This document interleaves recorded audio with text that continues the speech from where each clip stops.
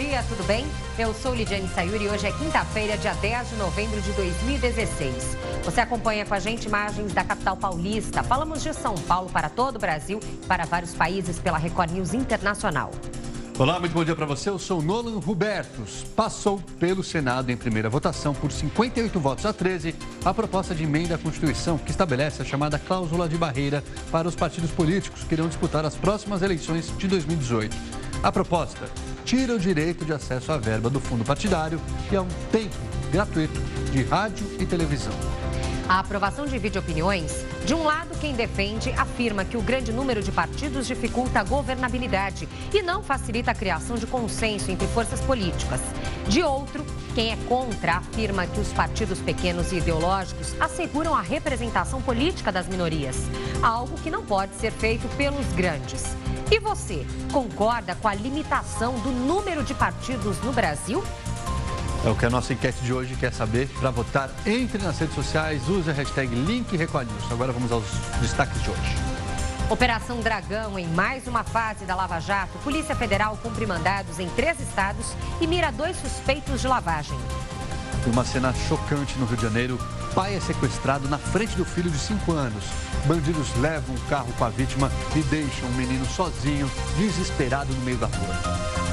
Donald Trump e Barack Obama se encontram hoje para começar a transição do governo. E protestos contra novo presidente americano se espalham pelo país.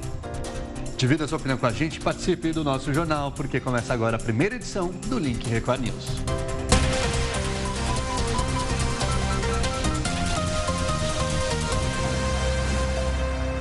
Abrimos esta edição com uma cena chocante. Um vídeo que mostra o pai sendo sequestrado na frente do filho de 5 anos no Rio de Janeiro. Os bandidos levaram o carro com a vítima e deixaram o menino sozinho, desesperado, no meio da rua. A gente vai acompanhar agora a reportagem. A ação durou menos de 1 minuto. Imagens das câmeras de vigilância mostram o momento em que pai e filho saem do carro. Quando eles retornam para o veículo, um outro carro preto se aproxima e 5 bandidos armados com pistolas rendem o pai. Ele foi levado como refém no próprio carro. A criança foi deixada sozinha. Chorando, o menino ainda tentou ir atrás do carro, mas depois desistiu. Ele foi resgatado por um homem que chegou em seguida e entregue aos avós. Para a polícia, o pai da criança disse que implorou para ser deixado junto com o filho. Os criminosos negaram e chegaram a agredir a vítima. Ele foi liberado menos de 10 minutos depois, na rodovia Washington Luiz, a poucos metros do local do crime. É um crime que impactou realmente, todos ficaram chocados com a agressividade e o ato desumano contra aquela criança que foi deixada ali à própria sorte no meio da rua. Pai e filho se reencontraram e, apesar de traumatizados, passam bem. Os criminosos estão sendo procurados. A polícia acredita que eles levaram o pai da criança como refém porque não conheciam bem a região e precisavam de alguém que passasse a informação de como chegar à rodovia Washington Luiz. O veículo já foi localizado dentro de uma comunidade do Complexo da Maré.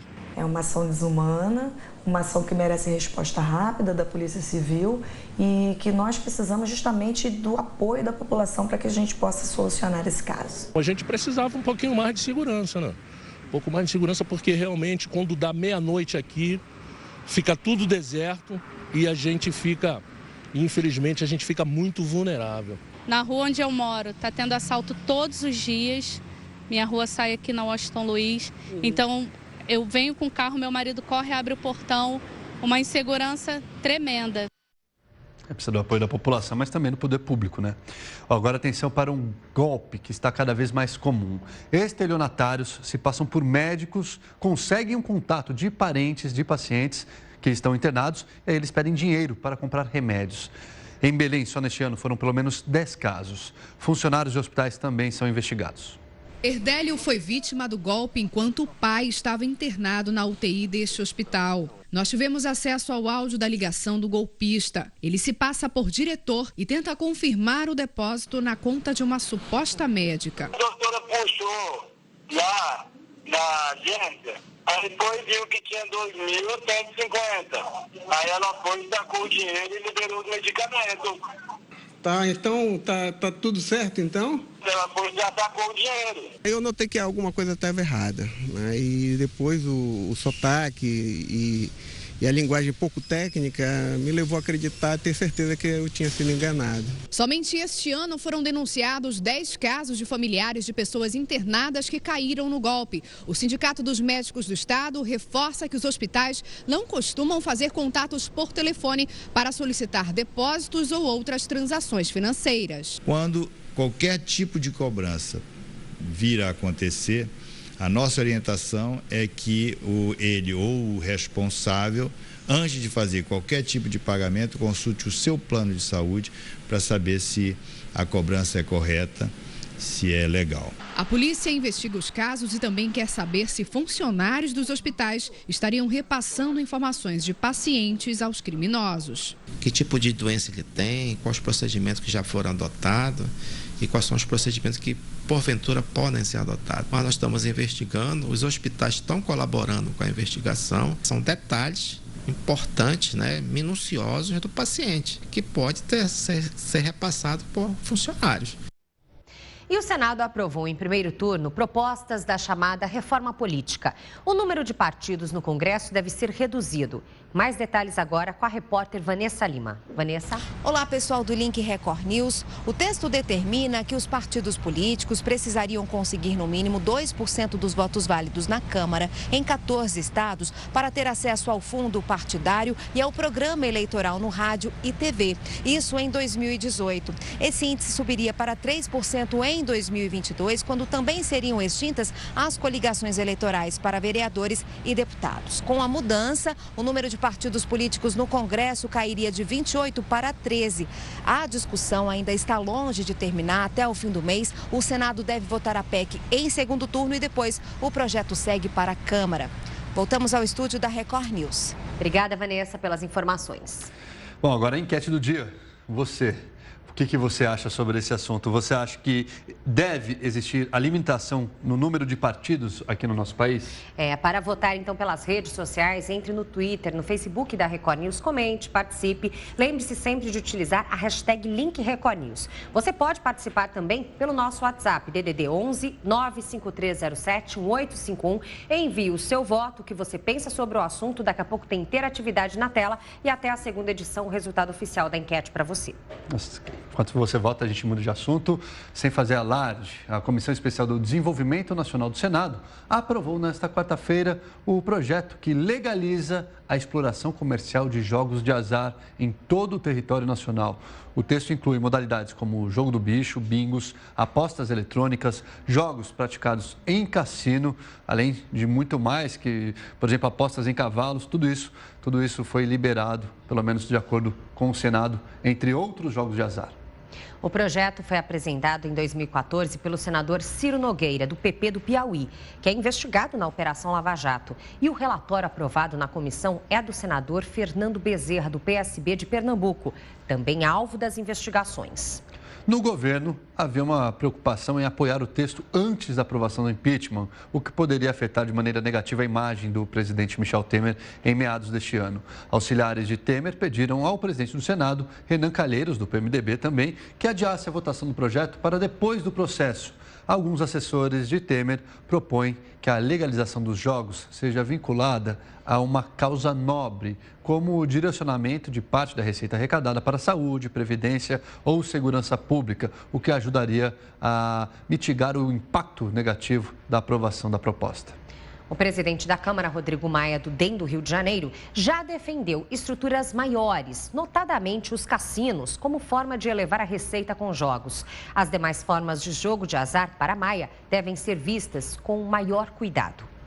O texto aprovado, que ainda deve passar pelo plenário do Senado e depois ser enviado à Câmara, diz que a exploração de jogos de azar constitui serviço público cuja delegação compete exclusivamente à União.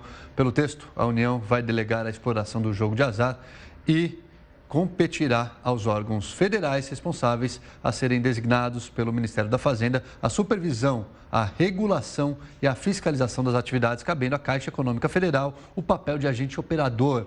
A concessão da exploração de jogos de azar será sempre precedida de licitação.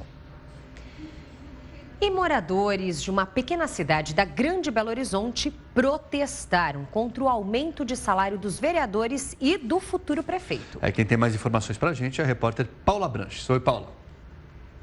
Olá, foi uma confusão daquelas. A população acompanhou a votação que foi no plenário e ficou lotado. E por 5-4, o reajuste foi então aprovado. E olha só, o salário dos vereadores passou aí de R$ 3.800 para R$ 6.600 e do prefeito de R$ 11.000 para R$ 21.000. A população ficou revoltada, foi até lá, cobrou e protestou muito. Na saída da Câmara, os parlamentares foram até escoltados pela polícia. Tudo isso aconteceu na cidade de Raposos, que fica na região metropolitana da capital mineira.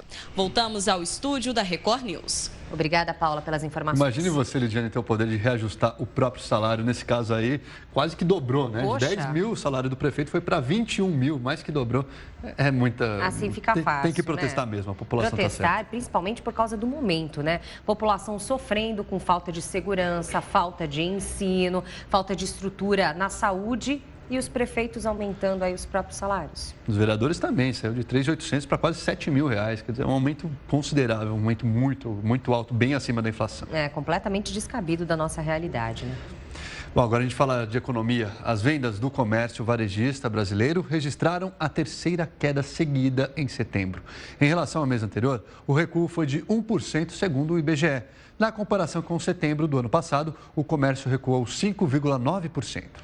Com isso, no ano, o varejo acumula queda de 6,5% e em 12 meses, de 6,6%. De agosto para setembro, a queda do varejo foi intensificada pela diminuição das vendas dos segmentos de hipermercados, supermercados, produtos alimentícios, bebidas e fumo, e de móveis e eletrodomésticos. Na contramão, cresceram os setores de artigos farmacêuticos, médicos, ortopédicos, de perfumaria e cosméticos.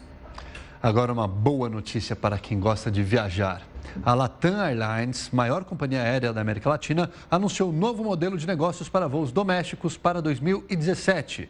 No novo modelo, em linha com a tendência de outras empresas aéreas, caberá ao passageiro decidir quais serviços adicionais deseja, como se prefere viajar apenas com bagagem de mão, sem custos adicionais ou despachar as malas. Isso vai permitir a escolha da tarifa de acordo com o tipo de viagem. Assim, o passageiro terá acesso a tarifas mais econômicas e a uma nova forma de comprar bilhetes. Bom, já que estamos falando aí sobre economia, os mercados financeiros do mundo já se recuperam hoje, depois das variações com a vitória de Donald Trump. Quem mostra pra gente é a correspondente no Japão, Cíntia Godoy. Primeiro foi muito sobe e desce. Agora, os mercados financeiros do mundo parecem se estabilizar. Aqui na Ásia, a Nikkei japonesa chegou a despencar mais de 5%. Mas hoje, a recuperação foi grande. Os mercados de Hong Kong, Coreia do Sul e Austrália também operaram em alta. Já as bolsas de valores norte-americanas e de países europeus fecharam nessa quarta-feira com alta de cerca de 1,5%. O dólar subiu 1,32% e fechou a R$ 3,20. Os analistas dizem que a calmaria veio depois do discurso com tom conciliatório e equilibrado do presidente eleito. Mas as incertezas trazidas pela vitória de Donald Trump causam insegurança ao redor do mundo. Jornais japoneses, como o Yomiuri, questionam como um presidente sem experiência política vai governar uma grande nação. O Fuji destacou a conversa hoje por telefone do premier Shinzo Abe com um republicano. Os dois vão se reunir em Nova York já na próxima semana. Este especialista em política internacional diz que Abe está agindo rápido para garantir uma relação positiva com Trump, que declarou durante a campanha que retiraria as tropas norte-americanas do país. É difícil falar em estabilidade, mas acredito que grandes economias como China e Japão vão buscar se aliar ao novo presidente. Afinal, se tratam de líderes conservadores que têm muito em comum. E o professor Alan Gani, economista da Sampool Escola de Negócios, nos enviou uma análise econômica da vitória de Donald Trump.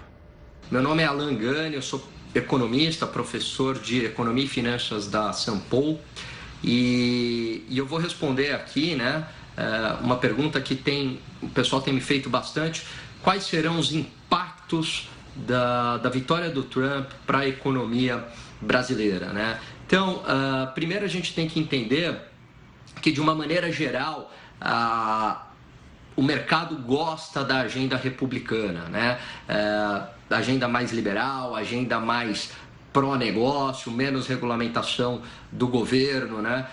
Depois da crise norte-americana, cabe aqui a gente dizer que aumentou muito a estatização na economia americana, a burocracia, o peso do governo na economia americana, e isso prejudica os negócios, isso prejudica as empresas, enfim, né? A economia americana aí tem uma grande dificuldade, depois da crise, de ter um crescimento mais expressivo, né? Então, de uma maneira geral, em tese, o mercado gosta da agenda do Partido Republicano. Com o Trump foi um pouquinho diferente, né? Wall Street, pela primeira vez, apoiou um candidato democrata, né? Contrariando as demais eleições. Talvez muito em função do discurso do Trump, muitas vezes protecionista, e Wall Street não gosta muito disso, mas uma coisa é o que ele fala na campanha para ganhar a eleição, a outra coisa é quando você senta na cadeira, né? E se torna presidente. Há N casos aí de presidentes que tinham um discurso, né? Durante a campanha, e depois de eleitos mudaram completamente, né? Então, acredito que vai ter uma volatilidade no curto prazo. Não acredito que o Trump vai fazer aí nenhuma bobagem econômica. Acredito que vai ser pragmático na hora que sentar ali na cadeira, vai acabar seguindo a agenda republicana. E se ele seguir essa agenda republicana, né, quer dizer que é uma agenda mais liberal, mais pró-negócio, isso é muito bom para a economia americana, e se é bom para a economia americana, é bom para o mundo, né? E aí a gente teria reflexos de aumento da bolsa aqui no Brasil e até queda do dólar, porque poderia ter um efeito aí de aumento de preço das commodities, com os Estados Unidos com uma economia mais aquecida, né? Obrigada, Alan, pela análise. E a vitória de Donald Trump como presidente dos Estados Unidos dividiu a população e trouxe à tona uma discussão antiga sobre o sistema eleitoral no país. Trump ganhou, mas quem levou a maioria dos votos foi Hillary Clinton. Ela teve 200 mil votos a mais. Só que lá o que conta é o resultado em cada estado. E cada um dos estados vale um determinado número de pontos. Quem ganha no estado leva todos os pontos daquele lugar. Para vencer, é preciso somar 270 pontos. E nessa conta, Trump saiu na frente. Por isso, o debate novamente se não é hora de acabar com o colégio eleitoral e fazer como o mundo inteiro faz, somar os votos do país. A campanha foi muito acirrada, o país está dividido.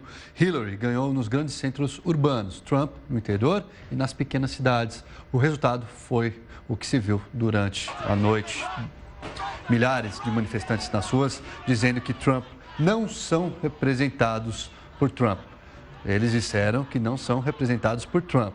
Em Nova York, a polícia estima que pelo menos 5 mil pessoas se concentraram em frente à Trump Tower, isso em Manhattan. 30 pessoas acabaram detidas por lá. Aí, no outro lado do país, 500 pessoas se reuniram ao lado da Universidade da Califórnia, em Los Angeles. Já em Dallas, no Texas, manifestantes se concentraram do lado externo do American Airlines Center. Filadélfia, Chicago, Washington, Atlanta, Boston, Denver, Portland, Seattle, São Francisco e San Diego também foram palcos dos protestos, porque a maioria realmente não escolheu Donald Trump. E não se sente, então, representada por ele, né? E depois de fazer o primeiro discurso, Trump não apareceu mais em público durante todo o dia. Mas hoje ele deve se encontrar pela primeira vez com o presidente Barack Obama na Casa Branca. Já presidente eleito, Donald Trump não deu as caras. Passou o dia da vitória reunido com assessores, discutindo os planos do futuro governo. Ele tem 2 meses para escolher ministros, articular apoio no Congresso e trabalhar com a equipe do presidente Barack Obama para garantir uma transição tranquila. Hoje, Donald Trump vai à Casa Branca a convite do presidente Barack Obama para a primeira de uma série de reuniões. O presidente disse que fará de tudo para facilitar a vida do sucessor e desejou a ele todo sucesso.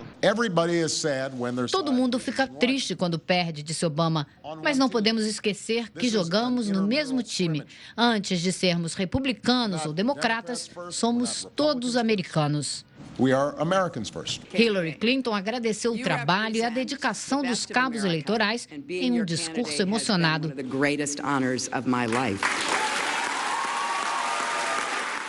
Disse que ainda não foi dessa vez que uma mulher quebrou o tabu e assumiu a Casa Branca, mas garantiu que isso vai acontecer em breve.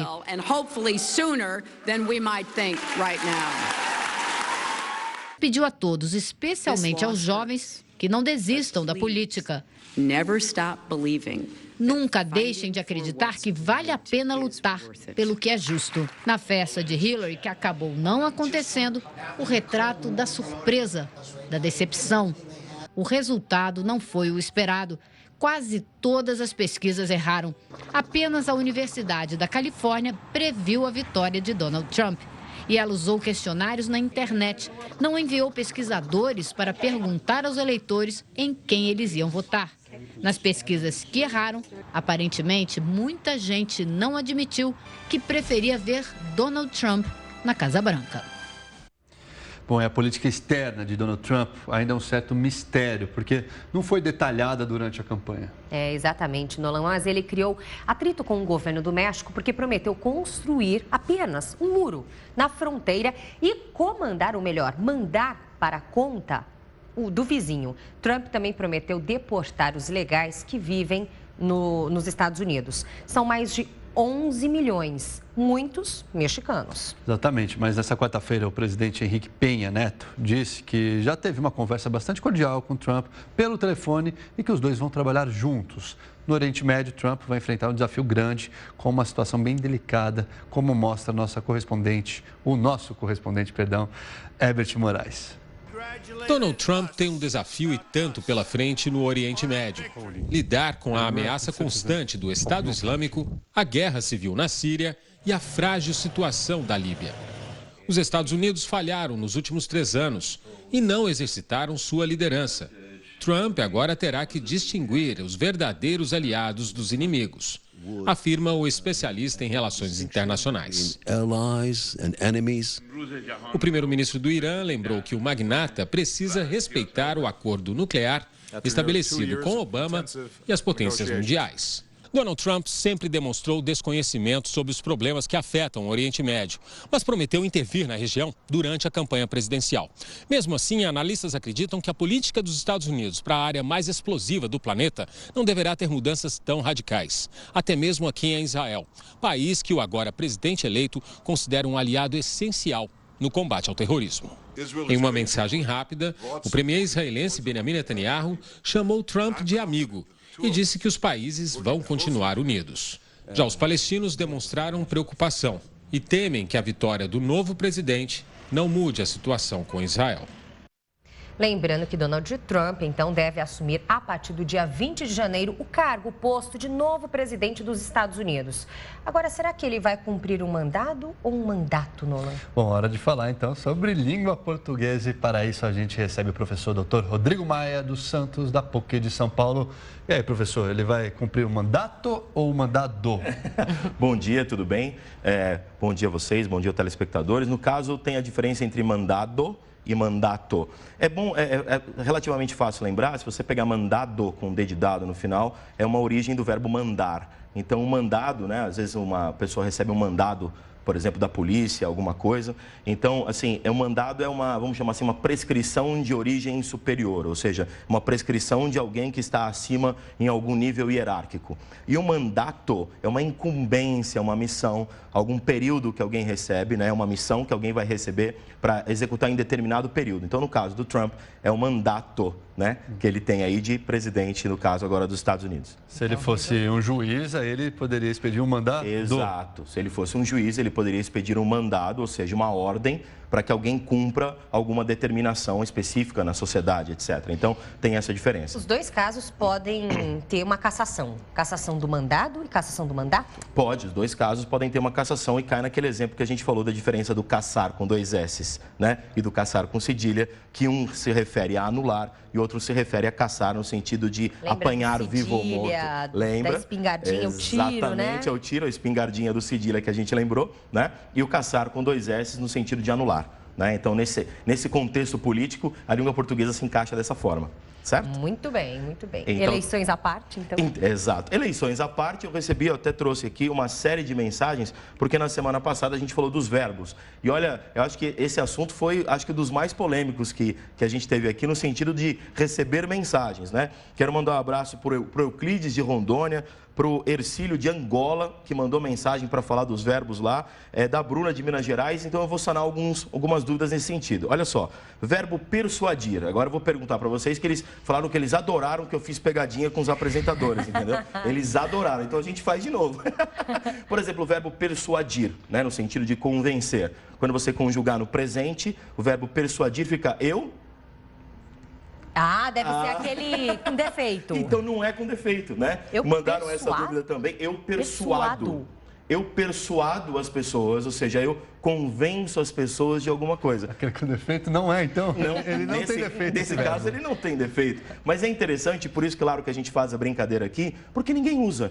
Né? Eu realmente, de ouvir, por favor, se alguém em casa já ouviu, se tem o hábito de usar, por favor, mande mensagem, mas pelo menos eu nunca ouvi alguém dizer assim, eu persuado as pessoas. Ou se eu ouvi foi uma vez ou outra e com certeza não me lembro. Mas existe, eu persuado as pessoas. Agora, uma dúvida, como é que a gente sabe se é o verbo, então, se ele tem a conjugação ou se ele é defectivo, né? Defectivo, que tem defeito. É só realmente consultando uma gramática? Uma gramática, consultando um dicionário online. Eu acho que eu falei isso na vez passada, não me recordo agora, mas se você entrar naqueles dicionários online, que tem hoje aos montes na internet, eu uso bastante o Always, né, que é um dicionário muito respeitado. E se você entrar lá e colocar o verbo, por exemplo, persuadir, além de vir o significado do verbo, ao lado vem a conjugação. Então, você clica lá em conjugação e vem a conjugação completa para você. Lógico, tem gente que às vezes não tem o tempo, ele precisa escrever, precisa falar alguma coisa, então o conhecimento, claro, é muito melhor. Mas se você tem uma dúvida, consultar o dicionário online e colocar e clicar no conjugador é a melhor coisa. Só um cuidado, já que eu falei de internet, com licença, tem muitos conjugadores aí na internet que não são oficiais. Então, o pessoal da internet, cuidado, né? Peguem os dicionários oficiais que a gente conhece, Aurélio, Michaelis, Always e alguns outros, mas peguem os dicionários oficiais associados à Academia Brasileira de Letras nesse sentido, para que você tenha a informação correta. Agora, só de olhar a palavra ali, a gente não tem como saber. Não, só de olhar a palavra não. Porque então, olha só, olha um outro verbo interessante que eu vou perguntar para vocês. Claro, a gente brinca na pegadinha, mas nesse sentido de não usar. Quer ver? Expelir. Né? Expelir alguma coisa, expelir suor. Você vai conjugar na primeira pessoa, como é que você faz? Eu? Espelo? Expilo. Expilo. Expilo. Quantas vezes alguém disse, eu expilo suor, por exemplo? Eu nunca ouvi também, mas também existe, está lá no dicionário, é só checar. Então, foi uma outra dúvida que eu recebi. A Bruna de Minas Gerais, por exemplo, perguntou do verbo rir. Esse é um pouco mais fácil. Eu rio, similar ao verbo sorrir, eu sorrio, não é isso? Esse é um pouco mais fácil. Perguntaram do verbo aferir, foi uma enfermeira que mandou, foi a Cláudia, enfermeira, ela mandou aferir, eu afiro, né? Que é aferir a pressão, não é isso? Ela até falou, professor, tem gente que fala medir a pressão, mas o correto é a gente falar aferir a pressão, né? E aí tem 2 verbos bem interessantes, por exemplo, falir. Como é que você vai dizer se você faliu a empresa? Você vai dizer Eu falhei. Eu falhei do verbo falhar, né? Esse verbo é defectivo. Prefiro não dizer esse verbo, né?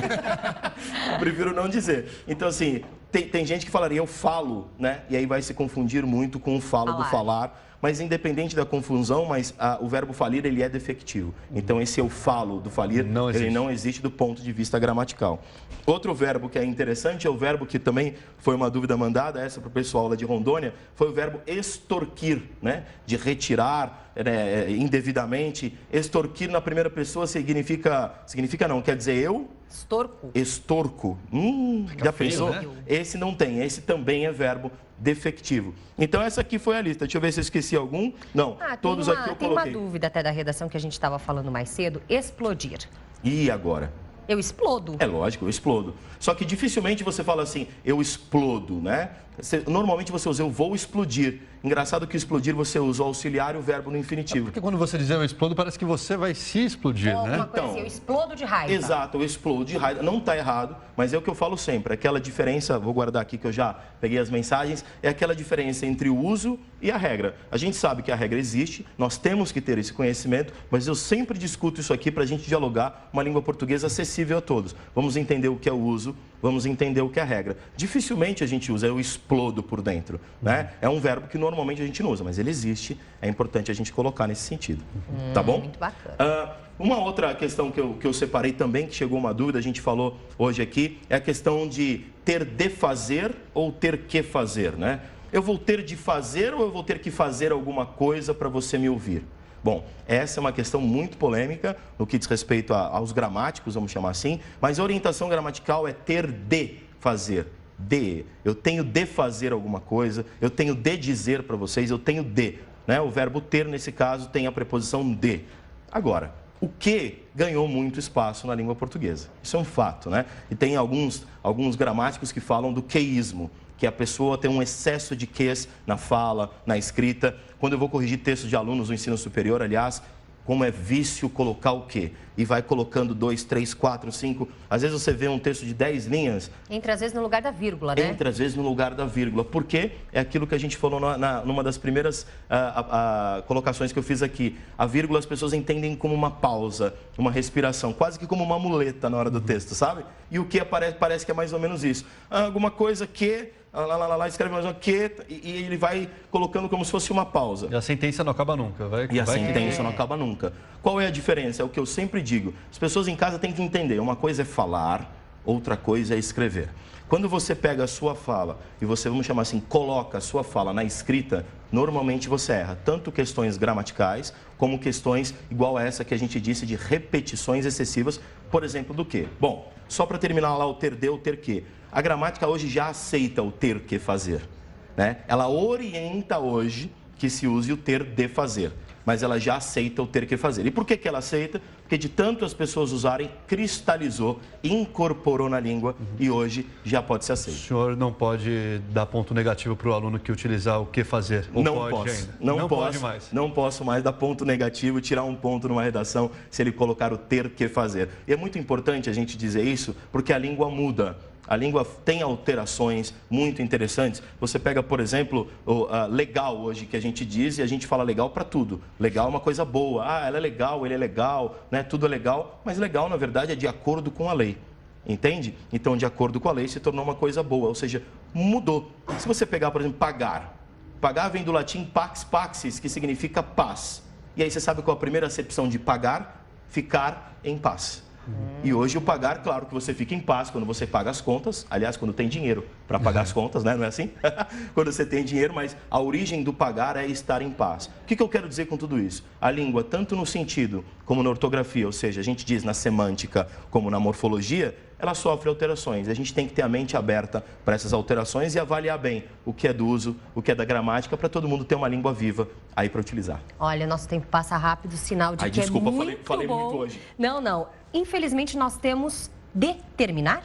Exato. Olha que maravilha, né? Depois de uma aula já uso, né? Por mais que você poderia usar o ter que terminar, mas nesse caso ter de terminar é a orientação gramatical. Maravilha, Rodrigo. Então, obrigada mais uma vez pela sua participação. Lembrando que o professor Rodrigo volta todas as terças e quintas-feiras aqui no Link Record News para esclarecer todas as pegadinhas, né, da nossa língua portuguesa. Todas essas dúvidas. Eu aguardo as mensagens pelo WhatsApp aqui da Record News, aguardo no Twitter, no Facebook, no Instagram, enfim, mande mensagens que a gente traz aqui e sana todas essas dúvidas, como eu digo sempre, para a língua portuguesa parar de ser temida e começar a ser cada vez mais querida. Tá certo. Tá bom? Obrigado, viu, Rodrigo? Eu que agradeço. Toda terça e quinta. Toda terça e quinta eu estou aqui. Obrigado. Valeu. Até semana que vem. Até semana que vem. Bom, e agora a gente segue ao vivo para Curitiba, no Paraná, onde está Thaís Travensoli, porque tem nova fase da Operação Lava Jato em andamento e a Thaís nos traz as atualizações. Olá, Thaís.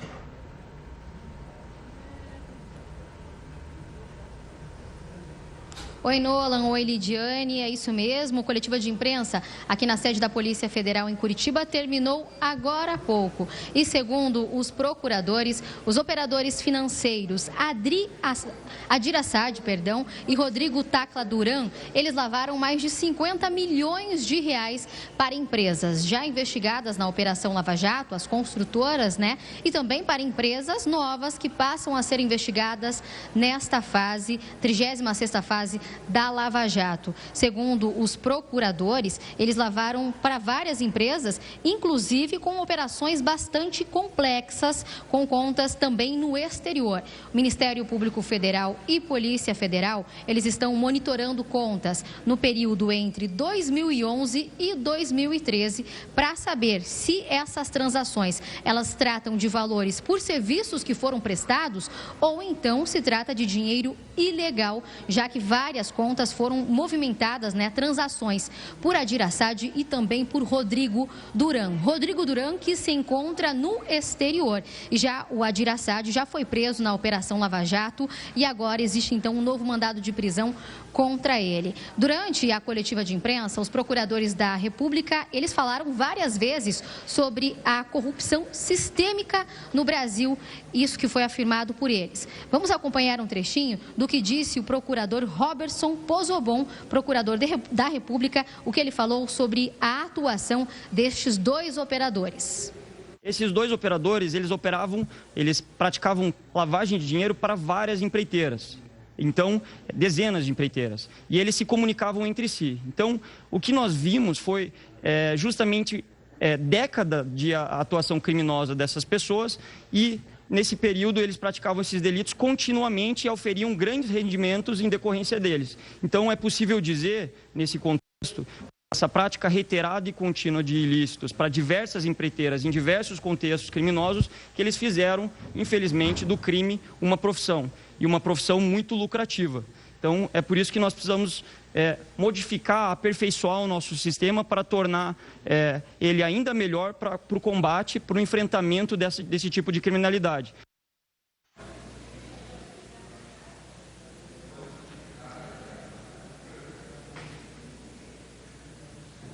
Tá aí, então, este o comentário do procurador da República, Roberson Pozobon, em coletiva de imprensa, falando sobre essa 36ª fase da Operação Lava Jato. Lidiane, Nolan. Obrigada, Thaís, pelos destaques. Lembrando que ao longo da nossa programação, então, 36ª fase em andamento da Operação Lava Jato. Assim que mais atualizações aparecerem, a Thaís volta à nossa programação.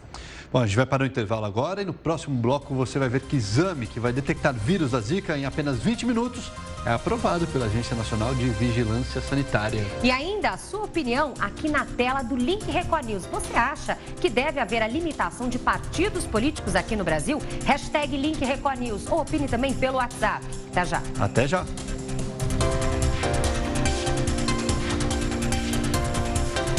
Link Record News de volta na sua tela, agora 11 horas e 49 minutos, horário brasileiro de verão. E a gente volta com interatividade, né, Lidiane? Exatamente, porque agora está sendo estudada uma cláusula de barreira que faria com que partidos, então, com pouca representatividade, perdessem o acesso à verba partidária também e, por consequência, teriam aí a extinção futura nos próximos anos. A gente pergunta para você se você é favorável, então, à limitação de partidos aqui no Brasil. Lembrando que hoje temos 35 partidos. Hashtag Link Record News pelas redes sociais ou participe pelo nosso WhatsApp. No número que vai aparecer agora na sua tela, já temos participação aqui. A gente já tem participação, vamos dar uma olhadinha. Então, quem que participa com a gente? Fernando, de São Paulo, capital.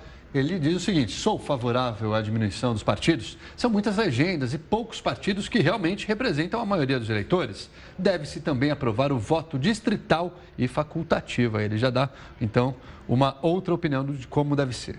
O Rui de Campinas, interior de São Paulo, compartilha: sou favorável. Isso diminuirá os custos do Estado e diminuirá ideologias que não representam a ordem, o progresso e a paz. Obrigada, Rui. Aí temos 2 votos favoráveis. Vamos lá. O Alisson, do Rio de Janeiro, capital. Eu sou a favor do limite de partidos no Brasil. Também, ó. Sou a favor de um sistema bipartidário, como nos Estados Unidos, ou no máximo 7 partidos. Obrigado, Alisson, pela sua participação aqui.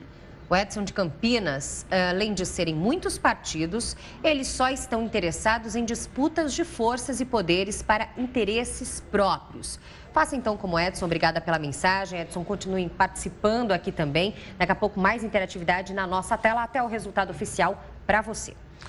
Agora uma novidade boa para a saúde. Um exame vai detectar o vírus da Zika em apenas 20 minutos. Nolan, o teste já foi aprovado pela Agência Nacional de Vigilância Sanitária e está pronto para ser produzido em larga escala. O kit parece simples e muito fácil de ser usado. Com apenas uma gota de sangue, é possível dizer se uma pessoa está ou não com Zika vírus. O resultado sai em apenas 20 minutos. Tanta precisão teria feito diferença na vida de Bianca. Ela começou a passar mal em junho deste ano. Muitos compromissos adiados, né? Porque você começa a tratar como se fosse um resfriado comum e você vai prejudicando, né, o seu quadro clínico. Foram 3 dias até Bianca conseguir confirmar que estava com Zika. De janeiro a setembro deste ano, foram mais de 200 mil casos suspeitos da doença em todo o país. O teste foi desenvolvido pela Fiocruz em parceria com uma empresa norte-americana e já foi aprovado pela Anvisa. Isso significa que ele já pode ser produzido em larga escala e comercializado no Brasil. Mas, por enquanto, não há previsão para o teste chegar no Sistema Único de Saúde. A Fiocruz seria capaz de produzir 40 milhões de testes por ano. Ele pode ser aplicado em qualquer ambiente, o que facilitaria ainda mais o trabalho. Para o próximo verão, o Ministério da Saúde comprou mais de 3 milhões de testes de um outro laboratório. Eles devem começar a distribuição ainda este mês. E 4 entre 10 mortos em acidentes de trânsito em São Paulo consumiram álcool antes de morrer. E nem a nova lei, que prevê multa de quase R$3 mil, inibe esse comportamento. As blitz da Lei Seca confirmam que ainda tem muita gente que bebe e dirige. Assim que encosta o carro, o motorista já confessa. Bem, o senhor fez injeção de bebida alcoólica? Fiz. O senhor aceita fazer o teste de etilômetro? Não vou fazer, chefe. Deixa eu orientar o senhor. A decisão do senhor de se recusar a fazer o teste gera uma autuação de recusa. A CNH do senhor vai ser retida por 5 dias e o veículo liberado à pessoa habilitada. Sim. O senhor vai se decidir se recusar? Chefe, é o seguinte, dá licença. O documento do carro está atrasado e eu estou sem habilitação. Quanto ao teste de recusa, o senhor vai se decidir se recusar isso? Sim, eu vou decidir porque eu tomei 3 latinhas de cerveja e se eu soprar, eu tenho certeza que vai constar. O policial fez uma vistoria no carro dele e encontrou mais uma irregularidade. Como é que tá o pneu aqui? Tá liso, tá bem comprometido. Já atendi o TWI aí, já tá bem ruim de rodar, hein? Ele vai ser autuado pelo pneu, então? Vai, também. O carro foi embora no guincho e o motorista voltou para casa com 4 multas que juntas totalizaram R$ 6.063. O flagrante aconteceu durante uma blitz policial no bairro da Penha, zona leste de São Paulo. Seu Francisco foi outro que misturou bebida e direção e foi pego no teste do bafômetro. Multa de R$ 2.934. Se eu estou errado, eu tenho que pagar pelo meu erro. Sou consciente. Com a nova legislação, o motorista que se nega a fazer o teste do bafômetro recebe o mesmo tratamento de quem é flagrado dirigindo bêbado. Leva a multa, tem a carteira de habilitação recolhida e precisa chamar outro motorista para levar o carro embora.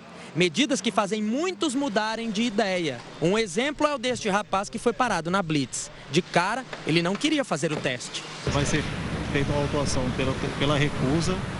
A sua habilitação vai ser retida, o senhor vai ter que trazer um condutor habilitado que faça o teste para poder liberar o veículo. Não, faz o seguinte, eu faço o teste, eu acho que não vai dar, né? Porque foi muito pouco. Durante o teste, ele fica nervoso. E em segundos, vem o resultado. Deu 0, tá bom? Deus, nossa, eu fiquei nervoso. Mas me fala uma coisa, deu 0 aqui, mas que hora que você bebeu? Eu bebi 7 horas da noite, cara. Já este outro motorista foi direto para a delegacia depois de soprar o bafômetro.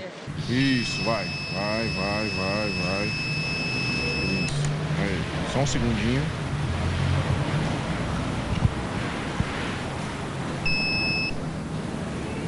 Deu 0,34, tá?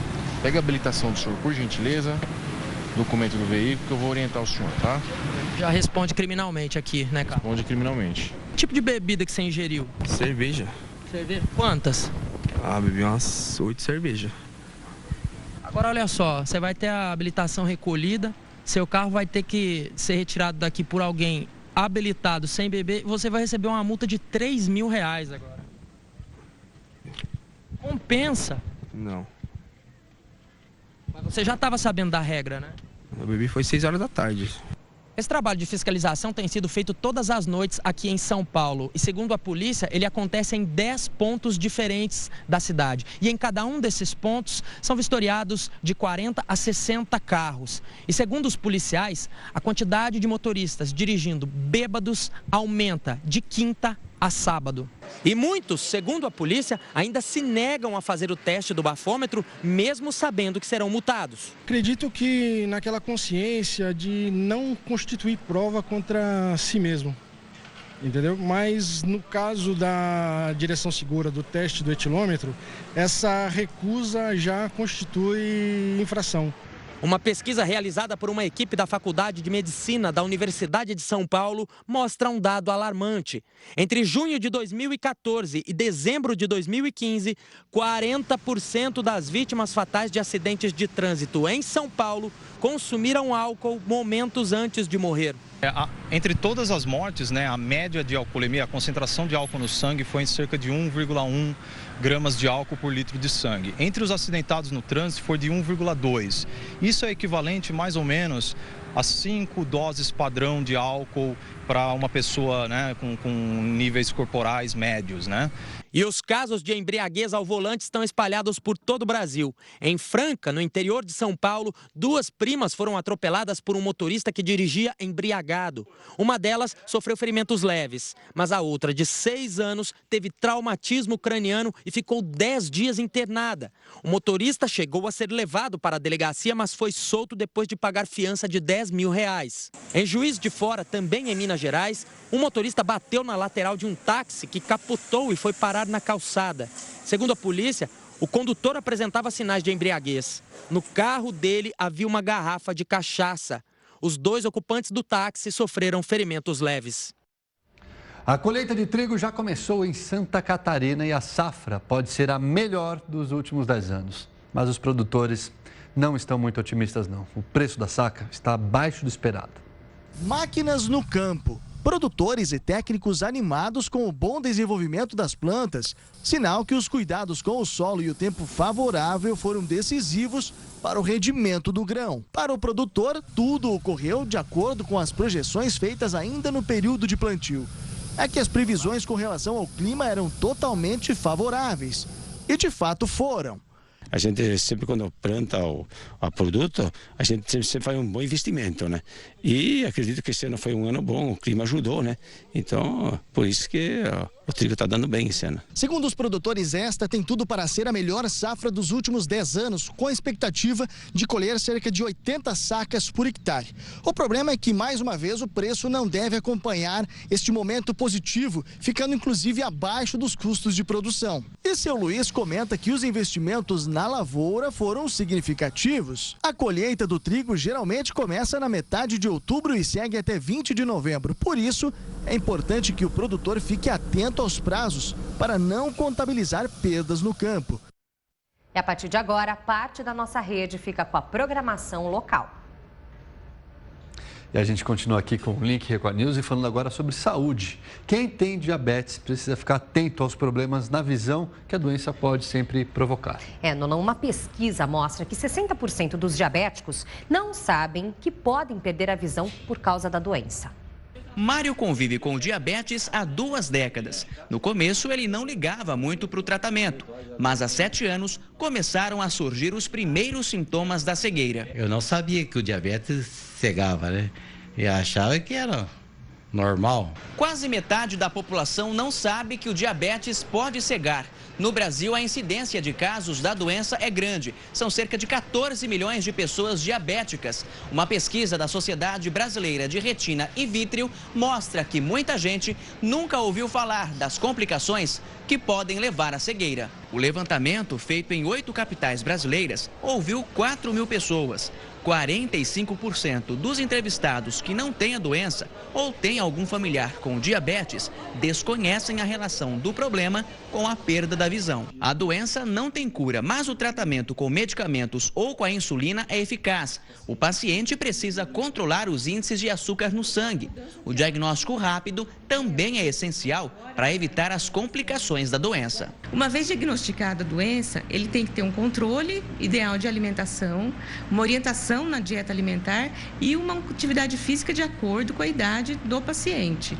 Então, tudo isso vai prevenir essas complicações, evitando, né, o problema de qualquer complicação do diabetes. Bom, agora a gente muda de assunto, ainda fala sobre saúde, só que bucal, ó. Você já ficou perto de uma pessoa com mau hálito? É muito desagradável, né, Lidiane? Verdade, Nolan. Mas existe uma melhor forma de falar sobre o problema sem ser inconveniente, será? Para falar mais sobre esse assunto, a gente recebe aqui no estúdio o dentista Flávio Farias. Doutor, bem-vindo mais uma vez ao Link Record News, nesse tema aí que gera muita curiosidade. Afinal, mau hálito ou halitose é uma doença? Então, bom dia. Primeiro, boa tarde a todos. A halitose, na realidade, é um sintoma, ela não é uma doença. Então, várias coisas podem originar a halitose. Só que, assim, segundo a Organização Mundial da Saúde, mais de 40% da população sofre com halitose.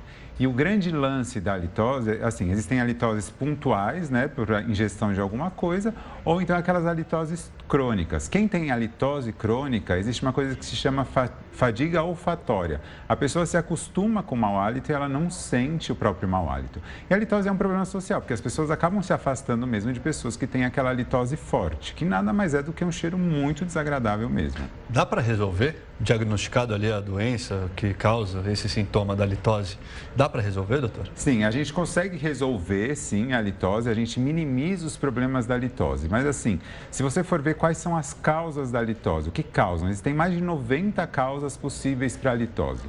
A principal e a que mais causa a halitose é problema de higiene bucal. Então, higiene bucal ruim, pessoas que não limpam a saburra da língua. A saburra da língua é aquele creme branco ou acastanhado que fica no dorso da língua. Tudo isso pode gerar a halitose, além de problemas sistêmicos e metabólicos, como diabetes, problemas de intestino preso, sinusopatias, então sinusites, amidalites, tudo isso pode levar à halitose, sim. Isso independente da idade. Criança, por exemplo, pode já sofrer com isso, adulto também, não tem uma faixa etária? Não tem faixa etária. Uma das coisas, você me perguntar da idade, é muito importante, porque pacientes da terceira idade que estão hospitalizados, o nível de bacteremia, de bactéria na saburra da língua, numa língua suja, é tão alta que uma pessoa internada, se não houver a limpeza da língua correta, ela pode ter uma pneumonia aspiratória. Então, na realidade, ela pode ter uma pneumonia originada por uma boca suja. Entendeu?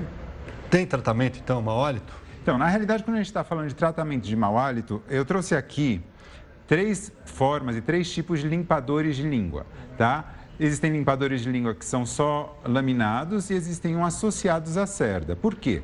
Então, eu vou pegar esse aqui como exemplo. Quando a gente tem a língua, a nossa língua aqui, a principal causa da halitose é a saburra. Então, é a falta de higiene bucal de língua, além de higiene bucal de todo o sistema oral. O que é a saburra? A saburra são restos de descamação epitelial. Então, a boca, toda a mucosa da boca, ela sofre descamação. Então, sai aquela pele que se acumula na língua. As bactérias que tem na boca, elas gostam de comer essa pele. Então, essa pele, quando ela se quebra, ela libera o quê? Enxofre. Então, é isso que dá o mau odor e o odor fétido à boca mesmo. Se você for pensar na língua, a língua é como se fosse um tapete. Então, esse tapete, ele tem vilosidades. Então, vamos imaginar que o dorso da minha mão é a língua. Você tem que ir lá no fundo com o raspador e puxar aquela saburra da língua. Ah, como que eu sei que eu tenho saburra de língua? Isso é super fácil. Se olha no espelho primeiro, abre a boca, põe a língua bem para fora. Se houver aquele esbranquiçado no dorso da língua, aquele acastanhado, é saburra. Quer fazer um teste mais fácil ainda? Pega a unha e passa. Se sua unha sair suja, é porque realmente está faltando higienização de boca. Eu preciso desse aparelho ou eu posso substituir pela escova de dente mesmo?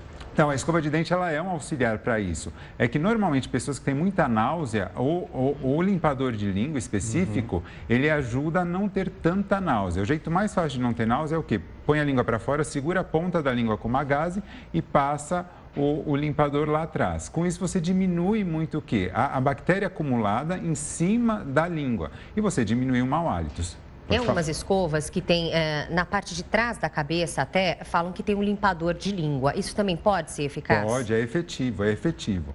Então, você tem que já orientar a criança a limpar. Meu filho tem 5 anos, eu já uso o limpador de língua todas as vezes que eu vou escovar na língua dele, porque ele já se habituou a usar o limpador de língua. E o limpador de língua realmente é muito importante, ele tem que fazer parte da escovação normal. Até uma dica que deram para minha filha, que também é pequenininha, passa gás. Então, a mãe coloca gás ao redor do dedo, passa no céu da boca e já desce para a língua. Isso pode evitar também a ânsia na criança, né? Isso, porque a ânsia muitas vezes ela está associada à falta de hábito. Se você tiver o hábito de limpar sempre a língua, você vai ter uma diminuição dessa burra lingual e, consequentemente, uma diminuição no mau hálito também. Algo que pode ser sanado, então. Né? Isso. Doutor, é aqueles enxaguantes bucais com álcool, eles são bons?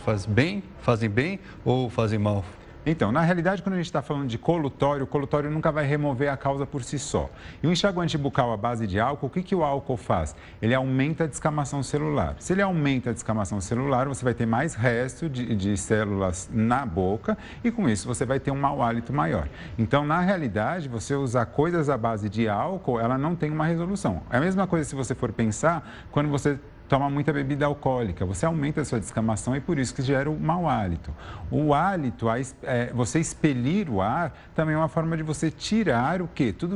Todos os gases, é uma forma de excreção do corpo. Por isso que muitas vezes a halitose está associada à alimentação também.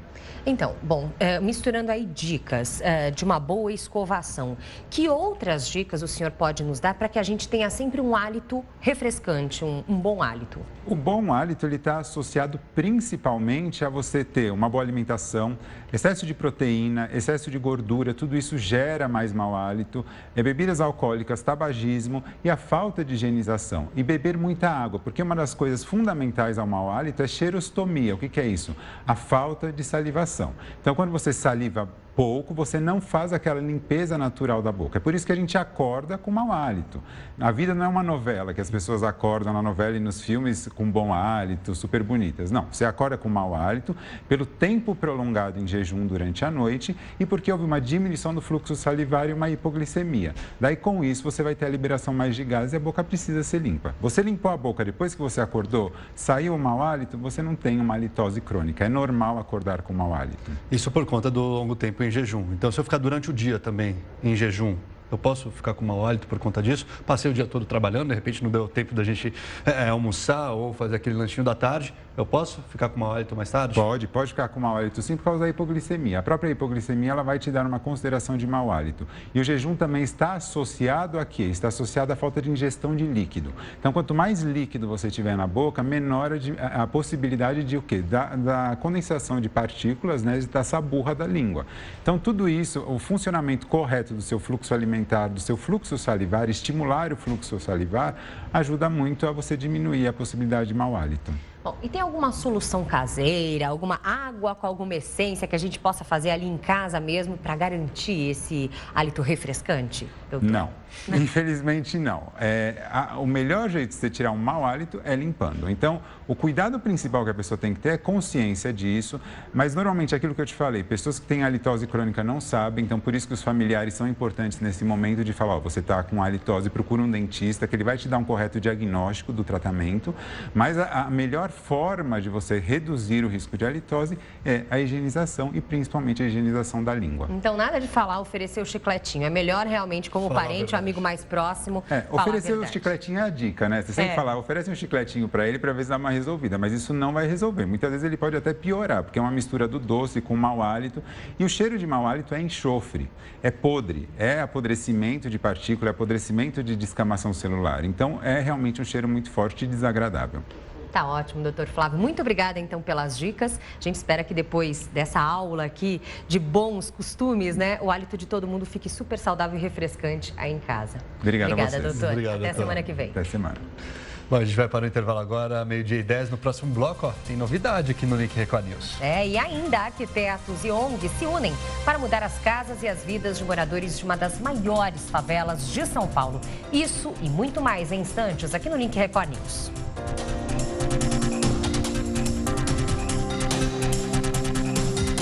Link Record News de volta à sua tela, 12h, 15 minutos pelo horário brasileiro de verão.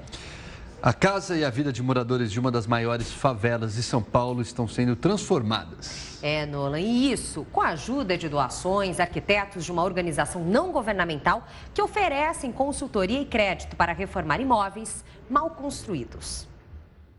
Massa, tinta e tem início a construção de um sonho. No caso de Dona Angélica, um desejo de 15 anos. Olha só como era a casa dela. Reformar para a senhora era um sonho? Ah, sim. Por que um sonho? Porque era coisas que eu não tinha condições de fazer, né? A ONG Habitat para a Humanidade age em áreas pobres de grandes cidades. Em São Paulo, já fez 250 famílias mais felizes na região de Heliópolis, uma das maiores comunidades da capital. As casas são escolhidas de acordo com o perfil dos moradores. A gente busca identificar as famílias, as casas que têm mais precariedade na sua instalação. Precariedade a gente entende como problemas de vazamento, infiltração. As reformas vão além da estética, atingem quem realmente precisa de uma mudança dentro de casa. Como aqui, por exemplo, dá para imaginar que a única entrada dessa cozinha ficava bem aqui, ó, uma passagem, não é nem uma porta, com um pouco mais de 1 metro de altura. O que significa que todo mundo aqui tinha que se abaixar para ir para o outro lado. A maior parte do serviço é paga por meio de doações. O resto é financiado pela ONG de acordo com a condição financeira do morador. Nós buscamos com financiadores os recursos, principalmente para o pagamento da assistência técnica, que é um custo relevante. E o pagamento que as famílias fazem mensalmente permite a gente atender a outras famílias, criando assim um círculo virtuoso. Uma experiência como essa muda muito mais do que a aparência de uma casa. Piso, revestimento, janela nova e porta que tem a devida finalidade. Essa daqui era de madeira, estava toda estragada, para fechar uma luta. A casa de Maria Eliene precisava mesmo de muita reforma. A mudança foi radical. Com a sobra de material, foi possível até montar um pequeno salão na entrada de casa. Dentro, móveis novos e eletrodomésticos que antes não tinham espaço por aqui. A parede já via caindo dos pedaços. E aí? E aí, depois que eu arrumei, eu falei, eu vou ter uma televisão aqui nessa parede. Eu quero uma televisão de 40 polegadas e veio uma de 49. Aí sim, hein? Mais do que era esperado ainda. Exatamente, para assistir aqui também o link Record News. É isso aí, novidade boa lá, mas tem novidade melhor ainda aqui no link Record News. A partir de hoje, toda quinta-feira, nós vamos mostrar para você aí de casa novidades para quem é antenado no mundo pop. Antenado no cinema, literatura, na música, nos games, nos quadrinhos, quem conta é a Daiane Bombarda. Veja só. Oi, pessoal, tudo bem? Olha só que legal, tem novidade chegando, hein? A partir de agora, você que sempre acompanha o link Record News vai ficar por dentro de tudo que rola no mundo pop. É isso mesmo, tem cinema, séries, músicas, games, tudo para te deixar super bem informado. Vamos começar?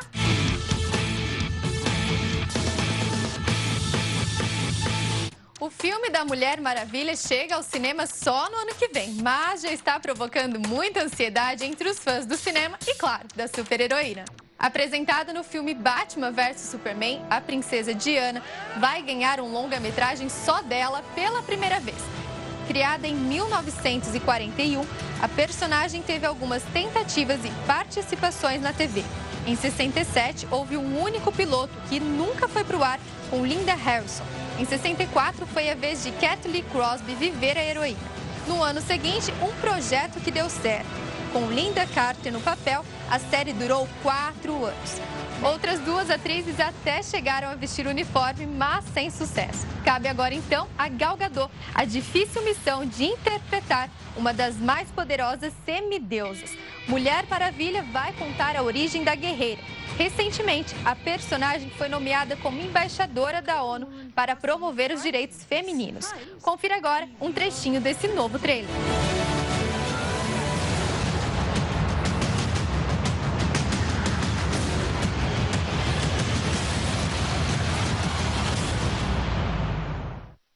Ficou curioso para saber mais sobre o filme? Então acesse www.mulhermaravilhafilme.com.br. O filme estreia em junho de 2017. Agora a gente fala de literatura. Mal foi lançado pela editora Rocco e o livro Harry Potter e a Criança Amaldiçoada já é sucesso de venda na maioria das livrarias. Escrito por J.K. Rowling, este é o 8º livro da série Harry Potter. A história acontece 19 anos depois de Relíquias da Morte. O livro é baseado na peça de teatro, que fica em cartaz em Londres até o ano que vem. Você pode encontrar nas livrarias e na internet. Os preços variam entre R$50 e R$60. E falando em Harry Potter, a atriz Emma Watson, que interpretou a bruxinha Hermione na saga, escondeu 100 exemplares de livros feministas no metrô de Londres. Emma é embaixadora da ONU e também responsável pela campanha He for She. E escondeu alguns livros da escritora Maya Angelou. Os sortudos que encontrarem os livros ainda levam uma carta escrita pela própria Emma. Muito legal, né? Você já jogou o Mega Drive? Bom, talvez não seja nem da sua época, mas olha só que legal essa novidade. A Tectoy anunciou que vai fabricar um novo console. Com o aniversário de 30 anos da empresa de equipamentos eletrônicos se aproximando, foi feito um anúncio que vai deixar muitos saudosistas malucos. A nova versão é bem fiel ao modelo original e vai chegar ao mercado com 22 games na memória. O controle conta com 3 botões e o videogame tem entrada para cartão e cartão mini SD. O lançamento oficial é para julho do ano que vem, com o produto custando R$ 449. Pelo site da Tectoy, ele já está em pré-venda pelo valor de R$ 399. Aqui, as séries que fazem sucesso nas TVs de todo mundo também têm espaço. E tem novidade chegando em Supergirl. Depois de apresentar o Homem de Aço, é a hora de um famoso vilão dar as caras. Superman Cyborg é o próximo personagem a entrar para o universo estendido das séries de TV da Warner. A série está na 2ª temporada e mostra a prima do Homem de Aço como heroína. O episódio, que conta com a participação do vilão, vai ao ar dia 21 de novembro nos Estados Unidos. Aqui no Brasil, você pode acompanhar as aventuras pela Warner Channel.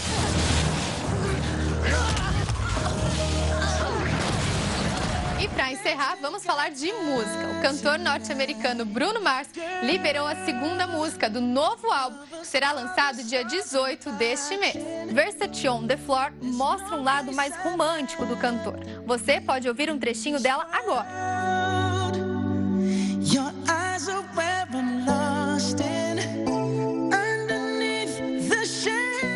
Os fãs aguardam ansiosos o lançamento do álbum, já que o último trabalho de estúdio foi há 4 anos. Vencedor de 4 Grammys, Bruno vendeu mais de 90 milhões de álbuns e emplacou com o hit Just the Way You Are.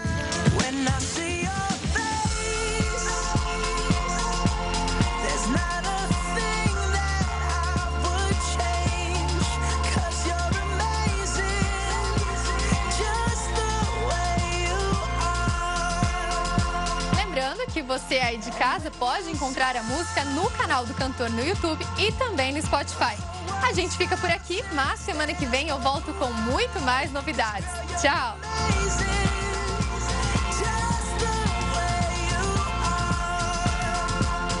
Isso aí, reforçando o que a Daiane disse, toda quinta-feira, então, novidades do mundo pop aqui no Link Record News. A gente faz agora uma pausa para os nossos apoiadores e volta em instantes. E a seguir, hoje é dia de NASCAR aqui na Record News. A gente volta em instantes, 12h e 24 minutos. Até já!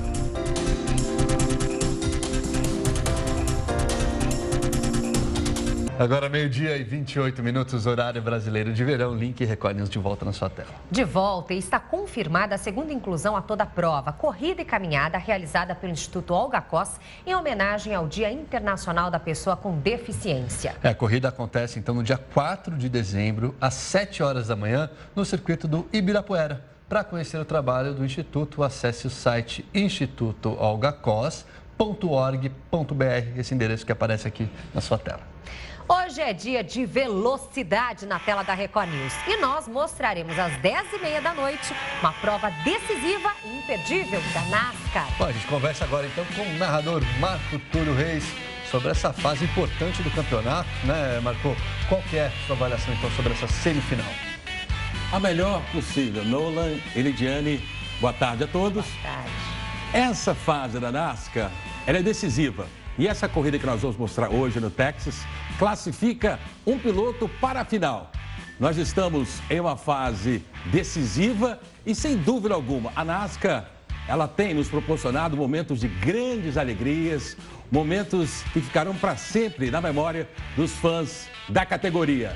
E essa noite promete, porque os pilotos lutarão por uma vaga na final e nós temos 7 pilotos com essa intenção. Então, vai ser realmente uma briga de grandes pilotos. Briga de grandes pilotos, então conta pra gente, Marco, quais as principais características desta corrida que vai acontecer no Texas? Lidiane e Nolan, eu tenho que dizer que será um grande desafio para os melhores pilotos de Stock Cars do mundo, porque essa pista tem asfalto antigo e deve estar porosa, com as condições climáticas instáveis. Portanto, será um grande teste para esses pilotos que querem vencer no Texas. E essa pista também vai trazer muito público. Tem uma capacidade estimada em 181 mil espectadores. Portanto, é casa cheia e promessa de um grande espetáculo. Promessa de grande espetáculo. E falando em espetáculo, como que está a disputa, então, entre as montadoras Ford, Chevrolet e Toyota, Marco? É muito bom você ter tocado nesse assunto, porque a Ford e a Chevrolet, as duas montadoras têm 12 vitórias nessa pista e a Toyota tem 4. Mas vale a pena dizer que a Toyota só entrou para a divisão principal da NASCAR há 10 anos atrás. E tem 4 vitórias e venceu a última prova disputada nesse circuito em abril com Kyle Busch. Vai ser uma disputa acirrada pela vitória e nós teremos a oportunidade de ver um trabalho muito bem feito entre pilotos e equipes por uma vitória que vale vaga na final hoje. Bom, e como toda a transmissão tem novidade, quais são os destaques da transmissão de hoje, Marco? São muitos destaques. Nós teremos um detalhe muito interessante, vamos falar porque esse circuito é considerado um dos mais internacionais do mundo. Gente do mundo inteiro vem assistir as corridas da NASCAR. Nós vamos falar sobre esse assunto, inclusive uma certa simbologia com os Jogos Olímpicos. Tem aí, nós vamos falar hoje à noite, é só ficar ligado. Tem também a despedida do Tony Stewart, tricampeão da NASCAR nessa pista no Texas. E teremos também uma atualização constante sobre o quadro de classificados e os pilotos que ficarão à beira da eliminação. Imperdível então, hein? Hoje na tela da Record News, às 10h30 da noite, Lidiane, Nolan e todo mundo, todos convidados para a NASCAR. Hoje, uma prova decisiva no Texas. Maravilha, Marco. do Marco Túlio Reis, né? Com muita energia no ar, a mais pura aqui na tela da Record. Marco Túlio Reis, o rei da NASCAR. Obrigado. Estaremos todos juntos hoje, 10h30 da noite. Muito Obrigado, bem. Marco. Até semana que vem, Marco. Boa prova. Bom, agora a gente segue ao vivo para Araraquara, no interior de São Paulo, para falar com a Sônia Souza, para saber os destaques de hoje do Record News Paulista. Sônia, muito boa tarde para você. Oi, Sônia. Muito boa tarde, Nola. Muito boa tarde, Lidiane, a todos que acompanham o Link Record News. E olha só, daqui a pouquinho tem Record News Paulista, é a 13h, e nós vamos mostrar uma escola de Ribeirão Preto. Estudantes de lá tiveram uma ideia muito legal, uma iniciativa bacana e é um exemplo de solidariedade, viu? Mais de 1.000 estudantes participaram de uma campanha que vai ajudar moradores do Haiti que foram atingidos pelo furacão Matthew no mês passado. E eles conseguiram arrecadar, gente, cerca de meia tonelada de alimentos que serão enviados para esse pessoal no Haiti. Bacana, né? Uma iniciativa muito legal. E os estudantes, os alunos, a criançada estão mesmo com tudo, viu? Porque a gente vai mostrar também um outro projeto, mas dessa vez que acontece em Bauru, também no interior paulista. Mais de 30 escolas públicas de lá participam desse projeto que ensina yoga para as crianças. E a prática já tem mudado até o comportamento deles, viu? Principalmente a concentração, que agora ficou ainda mais específica, mais intensa. Os professores têm elogiado e as crianças têm adorado. Mas isso tudo e muito mais daqui a pouquinho no Record News Paulista, à 13h. Eu espero vocês. Até lá, Nolan e Lidiane. Pode esperar, Sônia. Bom trabalho para você. A gente se encontra já já. Até já, Sônia. Bom, agora a gente faz uma pausa para os nossos apoiadores e volta daqui a pouquinho. Ainda, 2 presos são algemados em uma lixeira em Porto Alegre depois de passarem mais de 12 horas dentro de uma viatura. Os detalhes desse caso, em instantes aqui no Link Record News. Fique ligado. Meio-dia, 38 minutos, estamos de volta com o Link Record News. Estamos de volta com uma notícia triste. A chuva fez uma vítima. Um homem morreu depois de encostar em um fio de alta tensão na Grande São Paulo. Na hora do acidente, Nolan, ele socorria um pedestre que também estava machucado. A imagem do helicóptero da Record mostra a equipe de resgate no local. Mas os socorristas nada puderam fazer por Ricardo Rosa da Costa, de 40 anos, atingido por uma descarga elétrica. Ele morreu depois de salvar um outro homem que também levou um choque quando o fio de alta tensão se rompeu. A descarga elétrica que atingiu Ricardo foi de mais de 7.000 volts. Ele estava neste bar quando viu o pedestre ser atingido e correu para socorrê-lo. A vítima salva foi levada para o hospital por este rapaz. A pessoa arrastou ele e deixou ele no chão. E aí só viu quando essa pessoa foi pegar a carteira dele que tinha ficado no local. Quando a própria pessoa que socorreu ele foi pegar a carteira, foi quando bateu a testa no fio que estava solto. Em casos como esse, especialistas orientam que o ideal é não chegar perto da pessoa que recebeu a descarga elétrica. Ela está sendo energizada e próximo dela ali acontece o quê? Aquele arco voltaico. Então, se ela se aproximar muito, ela não precisa nem tocar na vítima. Ela já passa a receber a descarga elétrica também. O fio que matou Ricardo já foi consertado, mas aqui no local a gente observa que a copa das árvores ainda está bem perto da rede elétrica. Na hora do acidente, os moradores dizem que a ventania era muito forte e os galhos acabaram pressionando a fiação que não suportou. Na capital paulista, segundo o Centro de Gerenciamento de Emergências, a velocidade do vento chegou a 67 km por hora. Pelo menos 42 árvores caíram. Esta acertou o carro que passava pela rua. Lataria e vidros ficaram danificados. Ruas ficaram alagadas. Esta, na zona norte da capital, mais parecia um rio de correnteza. A tempestade também atrapalhou o transporte público. Trens operavam com velocidade reduzida. E 2 presos foram algemados em uma lixeira em Porto Alegre depois de passarem mais de 12 horas dentro de uma viatura. Diante da falta de vagas em presídios do Rio Grande do Sul, o governo gaúcho anunciou o uso de contêineres para acomodar detentos e evitar a superlotação das celas. A foto mostra 2 presos algemados em uma lixeira de rua. Um deles chegou a se deitar no chão. O flagrante foi em frente à sede da Polícia Civil em Porto Alegre, onde todas as celas estavam lotadas. A Polícia Militar afirma que os agentes atenderam a um pedido dos presos. Eles estavam há mais de 12 horas fechados no carro e reclamavam de dores e calor. Em nota, a PM lamentou a cena e disse que será instaurada uma investigação interna.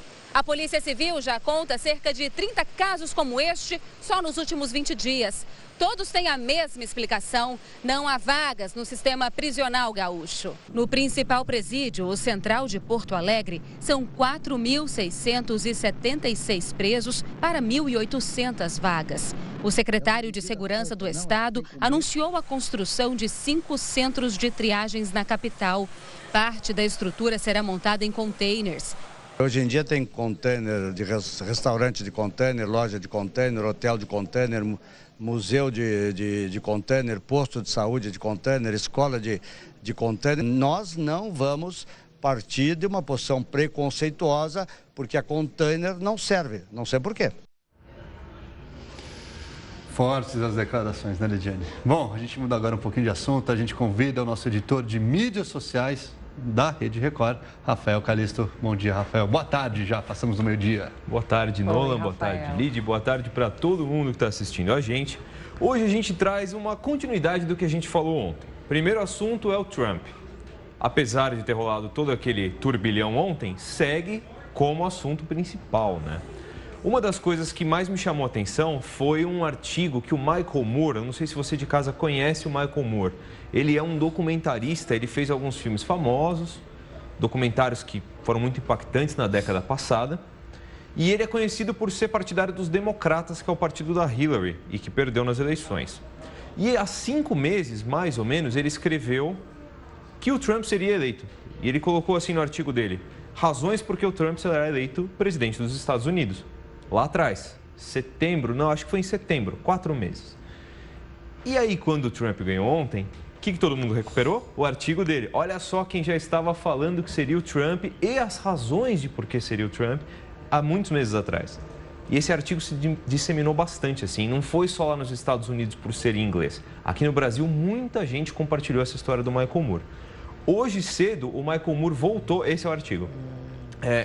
Esse aqui é uma outra brincadeira que eu já vou explicar. O Michael Moore hoje cedo voltou no Facebook dele, não é esse ainda. O Michael Moore voltou pro Facebook dele hoje cedo e postou uma nova lista de 5 coisas que as pessoas precisam fazer para conseguir acompanhar o trabalho do Trump. Cobrar, fazer não sei o quê. E já está com uns 200 mil shares, tá? Ele está arrebentando lá, cobrando o Trump. Essa é a história número 1 do Trump. A segunda é o De Volta para o Futuro. Eu não sabia, tá? Eu já assisti o filme, eu sou fã, vocês também devem gostar bastante. Sim. Todo mundo gosta do Marty McFly, lembra bem do DeLorean, do carro dele. Mas tinha uma coisa do Trump no filme que eu não lembrava. Ontem eu trouxe para vocês o Esqueceram de Mim. E aí começaram a falar também do Marty McFly, mas qual era a questão? Tem esse personagem aqui, que é o Biff, e ele é o grande vilão da história, né? E ele chega a ser presidente dos Estados Unidos, acho que umas 4 vezes, uma coisa assim, depois do Ronald Reagan. E o roteirista já admitiu que ele é baseado no Trump. O cabelo é mais ou menos igual, ele é dono de cassino, assim, ele é um cara bem doidão.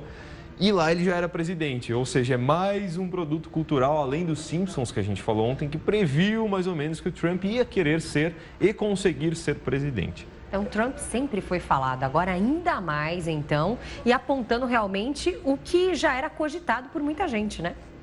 Exato. Em vez de demitidos, ele agora é contratado, e é o que todo mundo está brincando nas redes sociais. Além disso, eu trouxe uma outra coisa legal para vocês, que a gente falou ontem do menino de mimimi. Muita gente tinha feito matéria sobre por onde anda, aquela história bem de jornalista de famosos, né? Por onde anda o garoto que foi o mimimi. Mas aí o que aconteceu? Chegou nele a história. Ele está sabendo que nós brasileiros estamos fazendo isso com ele. E ele ficou muito feliz. Ele gostou disso. A gente trouxe uma foto de como ele está hoje. E ele postou também no Instagram dele, falando assim, nossa, Brasil, muito obrigado por ter me transformado num meme. E ele falou, digo isso de coração, eu não tô zoando. Esse aqui é ele hoje, né? Melhorado, né? Já tá, e faz tempo, né, pra você ver como ele já tá mais velho, né? E ele falou, gente, muito obrigado mesmo por ter me transformado em meme, de coração, não tô tirando sarro, eu adorei a brincadeira. Ao contrário do Chris, que eu não sei se vocês lembram. Todo mundo odeia o Chris. Ele também passou a odiar os brasileiros, né? Exato. Não, o Chris, na época, a trollagem foi tanta que eu lembro que a gente fez matéria até no Domingo Espetacular, assim, o negócio foi enorme. Porque invadiram o Instagram do menino e colocavam frases do tipo, seu pai tem 2 empregos, e ficava todo mundo repetindo. Ele odiou. Já esse aqui do mimimi, não, ele gostou. Ele achou legal, falou, obrigado, Brasil, adorei a brincadeira. Ainda bem que ele aceitou melhor. É uma maneira de homenagear, né? Não tá ridicularizando nada, tá legal o meme, não? Sim, ele voltou à tona, né? Porque ele fez mais alguns filmes, mas, ele era um ator famoso enquanto criança, então agora ele voltou, foi super legal pra ele, assim. Ele encarou de uma forma bem natural, esportiva, né? Levou na esportiva. Se fosse o Chris, ele falaria, que chique, né? Aqui é o post dele de Instagram que ele fez no Instagram dele, pegou um print da página, falou, caramba, que legal, quantos likes, over 300,000, né? Mais de 300 mil, que legal, Brasil. Então ele ficou muito feliz. Bacana, uma pessoa pública, na verdade, tem que saber, né, que todo esse carinho, ou também manifestações que não sejam tão positivas, vem de uma carreira pública, de uma vida pública, né? Então Ele chama tem que saber Mico. lidar com isso. Exato, se quiser procurar, ele chama Mico, tá? E, além disso, tem uma terceira história que eu preciso contar para vocês, foi muito legal. Até, curiosamente, quem me passou essa história foi minha mulher hoje cedo. Eu acho que é uma história que toca mais as mulheres, elas estão mais ligadas nisso. Está com muito compartilhamento, já tem uns 11 mil posts dessa menina. Ela chama Ariadne, estudante de Direito. Ela colocou uma carta enorme no Facebook dela que está se disseminando hoje cedo. Acontece que ela foi encontrada morta. Por conta de... Vocês viram essa história? Acho que o pessoal de casa talvez tenha visto ou não, mas vai ver e está vendo aqui agora, com certeza. A Ariadne, ela é estudante, ela fez esse post que está aqui. Eu não coloquei ele inteiro porque não ia caber. Ele é muito grande mesmo. Você pode dar uma olhada lá, ele vai chegar em você pela sua timeline. Essa é ela, você está vendo a Ariadne aqui, na formatura dela, né? Ela reclama de um assédio de um professor, que ela tentou ali conversar com ele, gostava muito dele pelo intelecto, diz ela na carta, né? E foi tentar melhorar ali, conseguiu uma oportunidade com ele e começou a ser o que a gente chama, quem conhece, chama de stalker. Eu acho que ela não sabe esse termo ou ela não colocou ali. Mas o termo stalker, que em inglês é aquele cara que te acompanha. Ela fala que ele via as mensagens, sabia quando ela saía, chegava de casa, quem eram os amigos. Uma perseguição mesmo, Exato. Né? Perseguição é um bom termo, Lídia. A pessoa vigia a sua vida online. É isso que ela alega na carta dela e ela foi encontrada morta. Então, essa história está sendo apurada, tá? Mas, por enquanto, a carta dela viralizou. triste, lamentável o fim. Algo que ela pediu ajuda nas redes sociais, né, para desabafar, inclusive, o problema que ela estava vivendo, aquela situação. E aí acabou tendo a vida tolhida, certamente por causa disso, né? É o mais provável, a apuração está indo nesse sentido, né? E eu vi que no perfil dela, no Facebook, ela tinha até aquele avatar Avatar é a foto do perfil, tá, gente? Com aquele eu sou contra a cultura do estupro, ela já meio que militava nesse sentido. E, ao que tudo indica, acabou morrendo por causa disso. A polícia ainda investiga isso. Exato. Ninguém sabe se realmente é o professor, não foi... Já estão apurando. Um pouquinho mais de atenção das autoridades, né?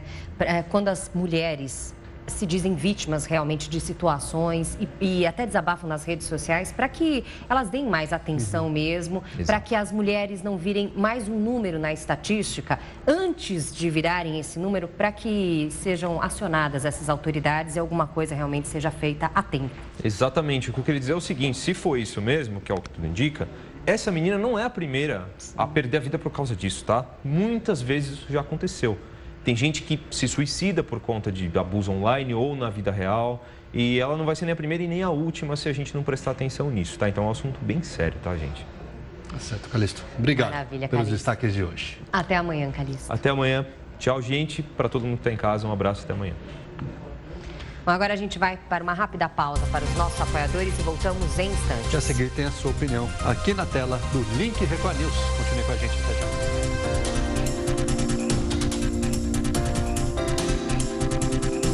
Meio-dia, 54 minutos pelo horário brasileiro de verão. Estamos de volta com o Link Record News e Interatividade na Tela. Interatividade na Tela. A gente te perguntou no início dessa edição se você acha que existem muitos partidos políticos no Brasil, ou seja, se você é a favor da diminuição no número de partidos políticos. Isso está sendo conversado no Congresso Nacional. Eles já aprovaram ali uma medida que deve reduzir o número de partidos políticos no Congresso. Então, o que você acha sobre isso? Você pode votar pelas redes sociais, hashtag Link Record News, tanto no Facebook como no Twitter. E também pode participar com a gente pelo nosso WhatsApp. Anote o número, coloque a gente aí, Link Record News, como seus amigos. 11 95307 1851. Você pode mandar para a gente, assim como muita gente já fez, né, Lidia? Exatamente. Vamos à tela conhecer a opinião do nosso internauta e telespectador. O Isaías, de Diadema, compartilha o seguinte: sim, deveria ter no máximo 8 partidos. Com o fim das coligações, haveria menos possibilidades de negociatas e corrupção. Agora, por que será só 8, então? Por que esse número, Isaías? Lembrando que no Brasil hoje temos 35 partidos. Obrigada. O Paulo de Carapicuíba, São Paulo, muitos partidos, mais confusão. 3 partidos seriam o bastante na política do Brasil. Muito obrigado, Paulo, pela sua participação. O Gilberto de Santo André, São Paulo, escreve: sou totalmente favorável à redução de partidos. E 13 partidos, como sugere essa mudança, ainda é muito. É o que ele considera. Obrigada, Gilberto. O José Renato, de Vila Velha, Espírito Santo, sou favorável à diminuição dos partidos. Número de deputados e senadores, além de diminuir o número de partidos, então, o Zé Renato sugere também que o número de deputados, 513, e de senadores também seja diminuído, também o número desses parlamentares. Realmente é bastante gente, né? 513, 81 senadores também, tem bastante gente no Congresso. Verdade. Agora temos a próxima participação, é do Carlos, de Porto Alegre, Rio Grande do Sul. Creio que devemos seguir o exemplo de países desenvolvidos e diminuir bastante nosso número de partidos, facilitando a escolha do próprio cidadão. É o que penso, Carlos. Obrigada pela participação. Faça como eles. Siga, então, manifestando o que você pensa pelas redes sociais, pelo WhatsApp. Vote na nossa enquete na segunda edição, o resultado oficial para você. Bom, a gente segue aqui com outras notícias enquanto você vota. Uma notícia boa: se recuperam bem os gêmeos siameses que passaram por uma cirurgia de separação. Eles nasceram grudados pela cabeça e a cirurgia foi realizada num centro de referência nos Estados Unidos.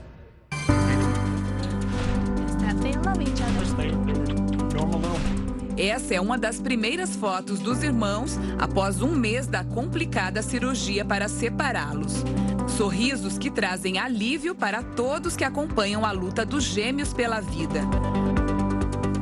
O caso de Anaias e Jadon, de 1 ano, é considerado raro pelos médicos, porque eles também compartilhavam parte do tecido cerebral.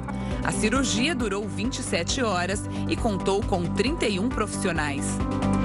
Os pais decidiram pelo complicado procedimento após ouvir dos médicos que a saúde das crianças iria se deteriorar rapidamente e a chance dos meninos morrerem antes dos 2 anos era grande. Sem alternativa, os pais procuraram o cirurgião James Goodrich, considerado o maior especialista nesse tipo de anomalia. Nas primeiras horas após a cirurgia, os gêmeos passaram por momentos delicados, que deixaram pais e a equipe médica apreensivos. Jayden ficou com todo o lado esquerdo paralisado e a Naya chegou a ter convulsões. Mas, aos poucos, a angústia dá lugar a boas notícias. Os gêmeos estão evoluindo bem. A expectativa é que deixem a UTI nos próximos dias. O desejo dos pais, após tantas batalhas, é que os gêmeos cresçam felizes e que tenham uma vida boa. Muito bem, que belíssima história e que boa recuperação. E essa edição do Link Record News fica por aqui. Se você quiser sugerir algum assunto para o jornal, mande uma mensagem para o nosso WhatsApp, participe nas redes sociais, sempre utilizando a hashtag Link Record News. Aproveite e acesse a nossa página no Facebook e o nosso Twitter. Entre na página da Record News no portal R7. A gente se encontra, lembrando, todos os dias aqui em 2 edições. Link Record News em 2 edições para você na tela, às 11 da manhã e também às 3 da tarde. Record News, informação para você crescer. Até mais, tchau, tchau.